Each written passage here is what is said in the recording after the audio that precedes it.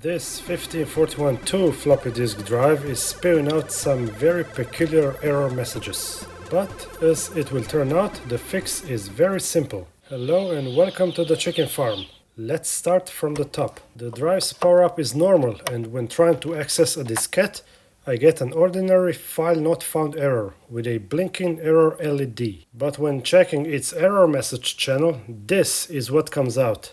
Half-formed error messages, truncated messages, missing characters, garbled strings, and other oddities. Very rarely would there be an error message that is properly formed, like this one here. So what's going on?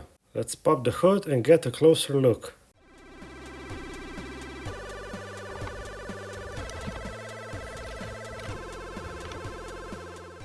Let's check the CPU first. Well, would you look at that? Seems like we have an overclocked disk drive. This is showing 1.5 MHz instead of the usual 1.0 on the CPU.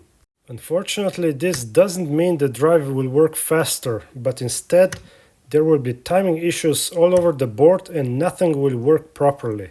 Power cycle it a couple of times. Oh look, sometimes it actually powers up to 1 MHz. That's when we get the normally formed error messages. Let's check upstream. The CPU gets its clock signal from another chip, the gate array, which in turn gets its clock signal from the clock circuit. And here we can see that already the input clock signal to the gate array is 24 MHz, when it should be 16. This chip divides this signal by 16 and sends the result, which should be 1 MHz, to the CPU. But dividing 24 by 16 nets us the 1.5 MHz.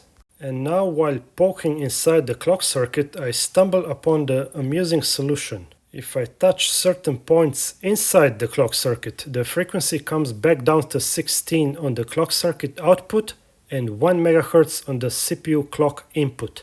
Here it is again, it's 24, poke inside the clock circuit with a wire, and it becomes 16. This of course means there's a capacitance issue. By poking it, I add that tiny bit of capacitance needed for the circuit to readjust itself. And since the clock circuit includes a variable capacitor, the C11 right here, this will be a simple fix. Adjust it a tiny bit and the frequency corrects itself.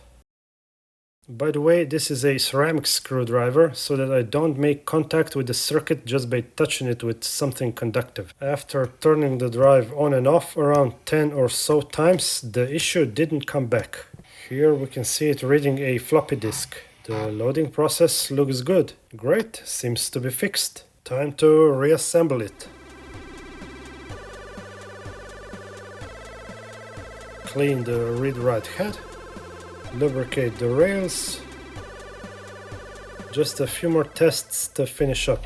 This variant doesn't have a speed trimmer, it's factory set and still holding precisely at 300 RPM, which is great. But as far as the head alignment went, this drive was particularly irksome. There would always be a track or two that wouldn't read at the needed 100%. In cases like these, where more precise motor shifting is necessary, I do it like this. Unscrew the two motor screws a bit, not a lot, so much so that you can rotate the motor by using a fair bit of force. And then, with a screwdriver that has a rubber grip for more friction, whack on the motor casing edge so that it moves that tiny amount. Repeat as necessary and hope for the best. Okay, all the tracks are finally at 100% and the in-between tracks are all below 80, so we're good to go. One more round of the performance test. And for the conclusion, let's load a random game.